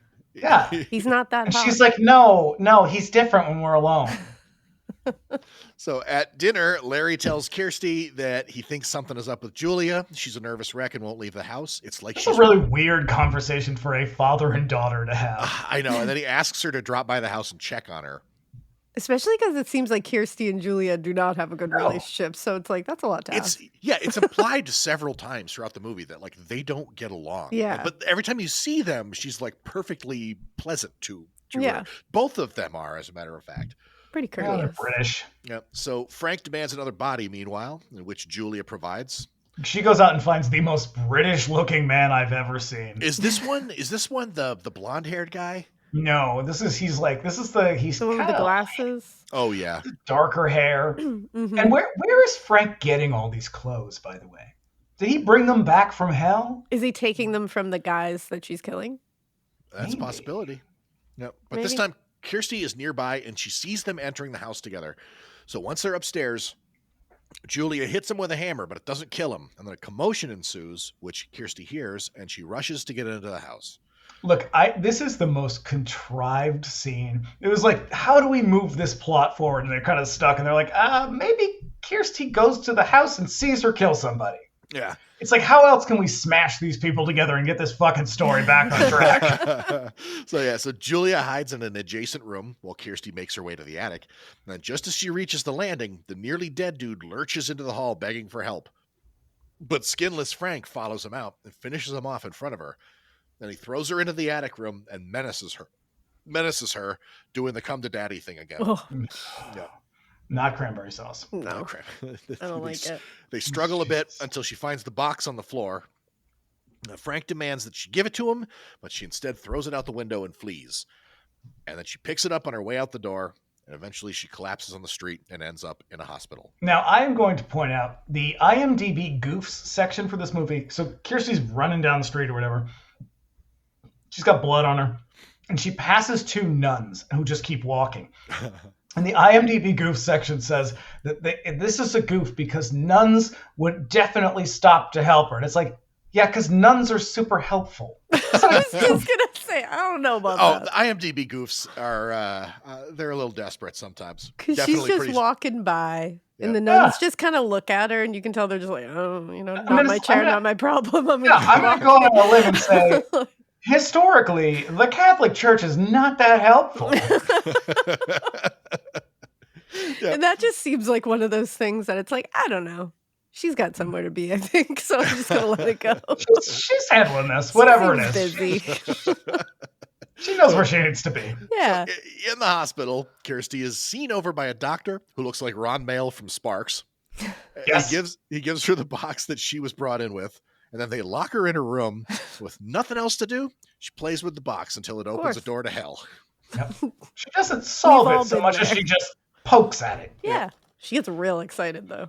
Yeah. And what she sees is a seemingly endless stone tunnel. This feels so Nightmare on Elm Street, this whole part. It does. Yeah. So for horror movie reasons, she steps inside to the sound of a crying baby. Mm-hmm. Yeah, I hate that. Don't like it. So I'm annoyed by it. Shortly thereafter, she comes face to face with a terrible rubber monster, one of the movie's worst effects. Being pushed on a cart that you can actually see underneath it. Oh, it's the worst. At one point, you can see a person pushing. Yeah. Now, I don't understand why they did this because I think they were out of time and they were out of money. Well, here's the thing: the original engineer is just a guy. They didn't need special effects. So that would be much easier. He's just this radiant dude. He's a This sounds like this is a producer note. It must something bigger, something gory, or something grosser. Because the engineer is just this guy who sort of emanates a light that makes it hard to look at. Like that's Does he also ride on a trolley? Presumably. Someone behind him just pushing him down the hall? Yeah, it's amazing. I do not. It must have been like, no. We've got these people who look all fucked up. We got to have something that looks really fucked up. I love it. Yeah. So the creature chases Kirsty back the way that she came, and when she leaps through the gap in the wall back into the hospital room, she looks behind her and sees that it's a plain old hospital wall, but the creature can still be heard behind the wall. So again, why? I don't know. Because we gotta Don't worry about it. Yeah, we gotta. Yeah. Shut up. That's just asking questions. The name of this episode is "Don't Worry About It." It's not a big deal. No, just shut up. So, unable to put the puzzle back to its normal state, we hear the tolling of the bell, and the room takes on a sinister cast. Hell yeah! The first Cenobite to appear as the Chatterer promptly stuffs his fingers, jams his fingers. I love it. So many fingers and mouths. Oh. Yeah, and then because he just sort of swoops up on her, and he's just He just is like, "This is what's happening right now," and she just goes with it. She's like, "Are you into this? How about this?" Just checking it out. Yep. Then Pinhead materializes and speaks, and it is awesome. Oh, this is when he says, "Please, no tears. It's a waste of good suffering." He is really fucking cool. Love it. He is fucking sounds awesome, and that's his voice. He sounds great. No, every time he opens his mouth is just brilliant. It is. His lines are awesome. Like, I don't much care for this movie at all. I think it is worth watching for this scene alone. Yes. Yep. I also love that he hedges his bets here. Yeah. Because he's like, maybe I'll leave you alone if you bring me Frank. Yeah. But if you don't bring me Frank, I will definitely tear your soul apart. Because I win. You opened the box, and she's like, "Well, I didn't really open it. I just touched it." He's like, "Shush." Yeah, he's No. in logistics. It opened. I don't It was care. in your hands, okay? Yeah. Yeah, they Not worried explained about that. how it happened. Yeah, they explained that opening the box is like making a deal with the devil because Satan ain't waiting. Nope. Simply solving the puzzle Satan means ain't waiting. So that you good. have to go with them. But Kirsty thinks fast, tells them that she knows where Frank is, and they can take him back instead of her. Well, she does. She asks him, "Who are you?" And I gotta be honest. His answer to "Who are you?" is pretty insufficient. Demons that's- to some, angels Yeah. to Under what others. circumstances are you an angel? I guess that's where I'm going with that. I don't know. Okay, maybe. He's definitely an angel to some. He is. Know what I mean? Yeah, I do. Yeah. So back in the house, Frank tells Julia that they need to bail, but he needs some new skin if they're going to flee. Because the thing is, like, presumably he's going to keep like absorbing people until he just turns back into Frank, but he just stays all bloody and gory, and so they plot to take Larry's skin. So Kirsty, I remember her protesting a bit more than she actually does in the movie. Like, she's kind of like, "No, I can't." Fine. Yeah. So yeah, Kirsty escapes from the hospital with the box, but arrives at the house too late. She finds Julia in there with Larry, or is it Larry? Yeah, you know it's not Larry. You know it's Frank because he's so moist. Yeah. Ugh. Oh yeah, because his hair is all fucking wet. The perimeter of his flesh is just all bloody. Yeah. Yeah. She It's should have wild. looked at him and been like, "Are you okay?" Yeah, she never quite. I'm like, you're not questioning all of this. Like, It's you're just not- like when Julia sees Frank and she's like, "Oh no!" It's like, come on. Yeah. like, what's going on? And also, why does Frank's voice change into Larry's voice just because he's wearing his skin? Oh, I'm like, don't you but- still have your vocal cords and like Okay, your see? I was that part does bother. I'm like, you gotta explain that to me. A little Yeah. bit. So yeah, Frank as Larry explains to her that Frank was up in the attic, out of control, and he had no choice but to kill him. Mhm. Totally characteristic of Larry's behavior. Yep. And then Larry uses Chekhov's catchphrase. Yep. But not until later. Not until Mm. later. So when Kirsty demands to see the body, Julia takes her upstairs and locks her in the attic, the skinless corpse of her father. And as soon as the door is shut, the Cenobites are there to collect on their deal. I love what they say. I love when they're just like, who the fuck did this? Like, they're just like, you better tell. It's like parents finding something broken. They're like, you better bring me the person who did this. As they say, "Bring me the one who did this." Yeah. Yep. Yep. So I then love she flees from them and finds Frank waiting for her at the bottom of the steps. When he utters his sleazy phrase, "Come to daddy," and that's when she realizes what happened. Not the gore around the edges, just No, not The his fact that he face is- literally falling off. He is extraordinarily moist. So she scrapes the skin off his face to escape, but is caught by Julia and held there while Frank advances with his switchblade. And she gets out of the way just in time for Frank to stab Julia, and then he feeds off of her and gives chase to Kirsty, who is now upstairs. So Kirsty hides in the room adjacent to the attic, where the bodies have been stashed. We get a little jump scare Jesus, like I said, when a statue of Jesus falls out of a cupboard. But then stuffed at the back of the room, one of the actual bodies falls on her, pouring a mouthful of maggots on her. Oh, Yeah, want to gross me out real easy? Just add maggots. yeah. It is. Just It's a very Italian moment. Oh yeah, I was just say Dario Argento knows what makes Yeah. me sick. Yeah. So satisfied that Frank is gone, she leaves the room and goes back out to the landing, but Frank was waiting for her in the attic. And he draws the knife again and chases her into the attic room. And just as it looks like he has her, the Cenobites arrive. Now, I gotta say, I like this entrance because the Chatterer is kind of being real cheeky in this moment. Hmm. He's got the plastic. He's like comes out and he's got like a sheet of plastic over him in this very like Michael Myers as the ghost kind of thing, where he's Yeah. just like he's like, "Hey, what do you think? What do you think of I this? love that. What do you think Is of this this? is this funny? Is this good? Did I get you?" Making And then he assessment. jams his fingers in her mouth. No, I definitely do. I love the way that the Cenobites conduct themselves, where it's just Yes. all business. I love that. Yeah. I feel fully like they lose that as the series goes on. They do. Well, yeah. Well, eventually they lose the Cenobites writ large, and it's just a Mm. pinhead in these movies. But yeah, like going forward, and then like I think the third one is when there's like a guy with a CDs in his Yep. head, and Yep. there's like He a guy uses with a them as, like, camera in his throwing head. stars. Yeah, yeah. Like yeah, I eventually hated that a that lot. shit just gets. That one is one of the worst. I love That's the space that one, isn't movie's no, that's the The third fourth. one is the World War. The space Two one one, is the right? fourth one. The fourth Yeah. one, Yeah. The third one is fun because it's just reckless. It's got And its you- moments. And you get to see Pinhead before he was Pinhead. Yeah. And I'm for that. And But he looks very similar, just without pins in his head. he's so handsome. He is. You love I'll a give British. you that. You love a British officer. We do. Who doesn't? Yeah. I would And say then- that is a very true statement about you. You do love a sort of stately British man. Yeah. You're not your husband, but No. But he I mean, looks he's like he stately. could be. it's not British. Yeah, but he looks like he could be. People think he's European all the time. He has a weird accent. So people always are like, where are you from? And he's like, Massachusetts. He does not have a weird accent. He does. If you hear him talk, he used to get Yes. it all the time. People would be like, where are you from in Europe? And he was like, Massachusetts. Like, I have had several conversations with him, and never once have I thought, well, you seem British. I don't think British, but people thought he was like some form of European. like Dutch. Yeah. Like, and he By way of the South Shore. exactly. Yeah, by way of Quincy. Ah, Because he kind of looks like he could be like Norwegian. I mean, he is Norwegian. So there's that. yes.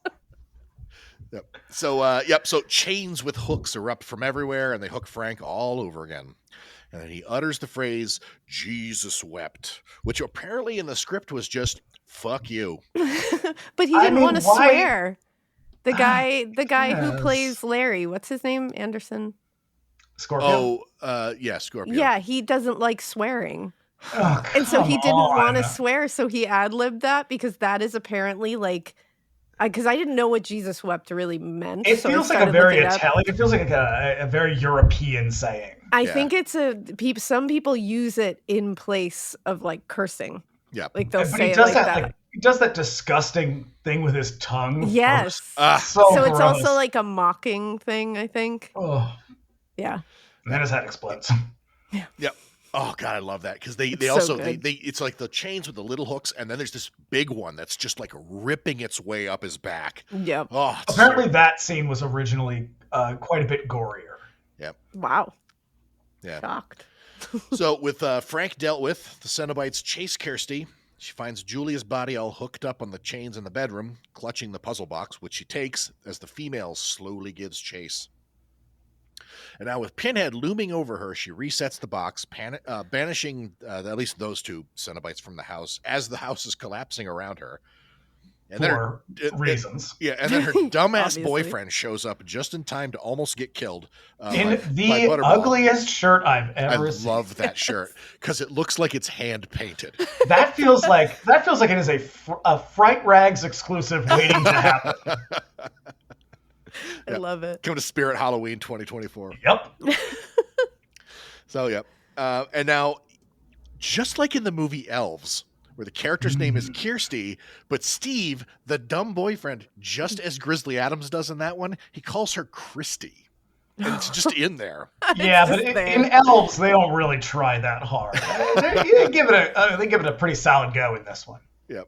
And so, as they're about to leave the house, they're attacked by the engineer and his profoundly crappy appendages. He punches Steve in the face straight up. It's so Yeah. funny. I laugh out loud every and time. there's something that he's she's trying to fix the box, and he like tries to take it goes and do to it for her, and she's like, "Get the fuck away from She's me!" literally like, "Fuck you! I got it." You love don't it. have any experience with Yeah, this. like, I who am are skilled you? at Pat- solving this puzzle box. This movie passes the Bechdel test. It really does. Yeah, and so they fix the box, completely banishing the engineer. And so now the house completely consumed by flame. Apparently, it's just like piles of burning rocks. Kirsty throws the box on the fire, but the homeless guy from before shows up. He The reaches derelict. the derelict. He reaches into the fire. What they call it in the peanut butter solution, a rubby dub. Yep. Oh my God, Yes. that movie. So he reaches into the fire to take it, and then he turns into this big winged monster that flies away. Is the most heavy metal ending you It can ever come is. up with. It's and pretty they gnarly. are pretty unfazed. Like they Yeah. do, which I guess after you've seen I mean, all at this you've point, seen. like, they are Yeah. severely traumatized. I think the next Yeah. movie just picks up and they're just like, yeah, of course she's going to be in a mental Yeah, I'm hospital. sure she's Yeah, probably they're just just like, like, well, yeah. I guess what did I think was going to happen if I threw it Yeah. into the fire? I guess so. I don't know. Big, Yep. big Ronnie James Dio dragon, I guess. Yeah. So the box is found back on the table in the busy Asian market as another sweaty dude buys it. Cut to black, roll credits. Yeah. Well, I've What got a a question. movie. I've got a question for all of y'all. And Alaina, I'm going to start with you because you're the guest. Ask me. So, you've seen this movie many times. I How have. do you think this movie still holds up today? It's it's hard to say. For me, it's hard to say on my side because I have like a nostalgia thing attached to it. But I can say from looking at it, I had John watch this movie for the first time ever. He had never seen it. He fucking hated it. Like he Wow. like 15 minutes into the movie, he was like, "Do we have to finish this though?" And I was like, "Yes, we do." Because he was like, it's so fucking ugly. I can't. He was like, "It's ugly," and he was like, "I hate all these people. Like I have no connection to any of these people." He was so mad, and I was like, "What do you mean?" I was like, Is "This he not a horror amazing." movie guy? He's not a super horror movie guy. So like you can get him into certain ones. You just never know which one's gonna hit. So I'm always yeah. trying different ones with him because sometimes it's like shocking what hits for him. Weirdly, This- he loves Cannibal Holocaust. His favorite one. No, he's never seen that. I'm over here. Like, That's not a movie you share with people unless you guys really were- want to upset them. I know. Looking at me, you guys were probably like, "Did he just freeze again?" because you just went like into paralysis. Because No. like, really? You're like, wow, that's a lot. Yeah. But no, he was not. This was not for him. So when I think about, and Ash watched it for the first time this year with me. I made her watch it, and she was kind of like half in, half out with it. But she was kind of like, "What's going on?" So I don't know if it holds up for everyone. I gotta wonder if it really is like, just if it just has a lot of the cachet that it does because of nostalgia. Yeah, Because also, like, it's kind of like what he said at the beginning, where like this is sort of like where you sort of start to feel like you're remembering everything. But like this period, like the late '80s for me, like I was just becoming a teenager at the time, and so like. And like this is when there was all of a sudden like a glut of horror movies, and sort of like all of a sudden like my parents don't really care as much as they used to about like what I'm watching, and so like all of a sudden I'm seeing everything for the first time, and this was definitely among them because this was like one of the holy grails. hmm And so like I gotta wonder if it's just like it, if you've never seen it before, you didn't really grow up with it, if it's going to have the same sort of effect on you. Yeah, I think that's the thing. If you didn't grow up with it, like if it wasn't a part of you already, it might be a strange thing to watch. Yeah, I'm because I gonna told be the him- outlier again here. I'm gonna tell you what. I think this movie, it is very much of its time. It feels of its era. And yes, I think everything that you guys are saying are true. Thematically, I think this reads better today than it did then. Yeah, It works better I as a could story agree with because that new one, that reboot, is essentially the same story more or less, and they're able to do with it what he probably wanted to do with it then. It feels like a more modern story now. It's just that it is stuck in its era, and it is confined by its era, by its budget, and by interference from people who aren't Clive Barker. Yeah, that's true. Yeah.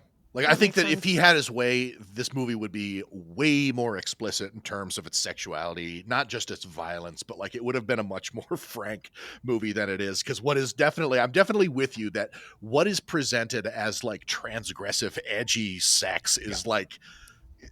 It's like asking an evangelical person to describe S&M to you. Like, that's what you get. You get this real like, watered down, like, there's a switchblade and some. That makes sense. Yep. I had read that Pinhead, which I kind of love, Pinhead was supposed to be in Freddy versus Jason. There were so many. There were supposed to be. They were going to be sent to hell, and he was going to be there. That made sense because they were trying to they're trying to do Hellraiser in. Well, Dimension owned Hellraiser for a while, right? Yeah. So there was at one point before. What is it? Halloween Resurrection was the last one. Yes. Before the green ones. Yeah. So before they made that, they were like, well, what if we did this with Halloween also? Like Michael Myers versus blah. And they were like, oh, well, what if Michael Myers is like a sex pervert and he runs into Pinhead? And so like there was at least a script treatment for that movie made before they put a poll on like the Halloween movies website. And we're like, hey fans, what do you think of this? And everybody was like, fuck that. Everybody was like, no, thank you. Yeah. So I was yeah, just shocked. I was like, imagine if that was the end of Freddy versus Jason. The versus, that's the pinnacle of, that's how you know horror was over. That era was done, is like when you've got them battling each other. Like, Jesus Christ. That movie is unbelievable. And then we get like 9 years of like really shitty reboots. Yeah. But yep. Hellraiser, everybody. I'll tell you what, doing this episode, I definitely gained a much greater appreciation for it. Like, I like it better than I did before. I'd say like it's definitely grows on me every time I watch it. I like the sequel, I think a little bit more than this, just because it kind of opens the book a little wider. There's a little bit more to know about. Like more we find out that Cenobites. there's more Cenobites, there's more boxes, there's like, there's a whole thing. But like I said, that remake they did on Hulu is so good. And I don't know if that's like a hot take or anything like that. I know people. No, I think it was pretty well received. Yeah, it's a more cohesive narrative. It feels like you get the story from beginning to end. There's not a lot of like kind of weird unanswered bullshit or like stuff that's kind of gratuitous things that are stuck. There's a little bit of that, but there's not a lot of it like there is in this movie. They really lean in. I think because it's the late 80s and horror is kind of dying by this point. I think there's a lot of that dumb bullshit in this that they don't do in the new one. Yeah. And it just feels like a better, it's a more thoughtful version of the story. Yeah. Oh, I want to watch it. Yeah, definitely do so, because I enjoyed it tremendously. You can still get it. I wish there was like a physical media version of it that I can get. Is there not? I don't believe there is, because it was like a Hulu thing. Bastards. And they don't do that kind of thing. But anyways, Alaina, thank you so much for joining us. Thanks for having me. Yeah, this has been great. This is awesome. Great. Yeah. So, what do you got going on? Where can people find you and all that? Oh, do you want people to find you? No. I usually make Ash do this part because she knows all our social media. So I think you can find Morbid Podcast anywhere. We're on Instagram. I don't know where else we are. I think we're on TikTok too, but I don't think we do anything else. But you can listen to us anywhere. And we have the Rewatcher, Buffy the Vampire Slayer, where we are rewatching Buffy the Vampire Slayer, Ash for the first time, me for the 100th time. And you can also follow our horror movie podcast with our friend Caleb called Scream. And you can look out for my second book coming out in the near future. And I will have a date soon for that, hopefully. All right. Well, thank you so much. We'll be back in a week with Silent Night, Deadly Night.